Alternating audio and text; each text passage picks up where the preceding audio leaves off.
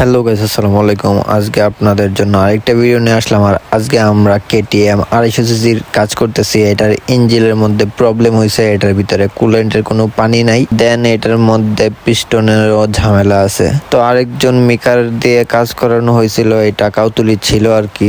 ওই মেকারটার নাম না বলি, ওরা পিস্টন খুলে দেখছিল যে পিস্টন, মনে করছিল যে পিস্টন ভিতরে ভাঙা গেছে নাকি। তো উপর দিক দিয়ে চেক দিছে, দেওয়ার সময় ইঞ্জিন খুলছে, খইলা উল্টা পাল্টা ফিটিং করে ফালাইয়া রাখছে। বাইক আর স্টার্ট করতে পারে নাই। তারপর এটা অটোতে করে আমাদের কাছে নিয়ে আসলো। দেন আমার ওস্তাদ দেখতেই পারতেছেন কাজ করতেছে অলরেডি। এই যে পিস্টন, তো এটাই উপর দিক দিয়ে দেখা দেখলো, দেখা দেন ফিটিং করে দিয়ে দিল। তো আমরা ওই মেকারের সাথেও যোগাযোগ করা হয়েছিল, দেন উনিও বলছে যে সবকিছু নাকি ঠিকই আছে। তো আমরা অনেক চেষ্টা করলাম এটা স্টার্ট করার, বাট এটা স্টার্ট হচ্ছিল না কোনোভাবেই। তারপর আমরা বাধ্য হয়ে ইঞ্জিন খুললাম, কিন্তু আমরা খোলার পর দেখি যে অনেক কিছুর মধ্যে প্রবলেম আছে। যেমন এটার পিস্টন রিং সবগুলো উল্টা লাগিয়ে রাখছে পিস্টনের মধ্যে। দেন এটার পিস্টনও সিজ হয়ে গেছে, কারণ পিস্টন আর ব্লকের মধ্যে অনেকখানি গ্যাপ চলে আসছে। একদিক থেকে পিস্টন ছাড়লে দেন অন্য দিক থেকে অনায়াসে বের হয়ে যাচ্ছে এটা। আর এইসব বেশি সিসির বাইকের সিলিন্ডার সহ চেঞ্জ করতে হয়। একটা ফুল কমপ্লিট করে আবার একটা ভিডিও দিয়ে আপনাদেরকে দেখিয়ে দেবো যে বাইকটা কেমন হয়েছে।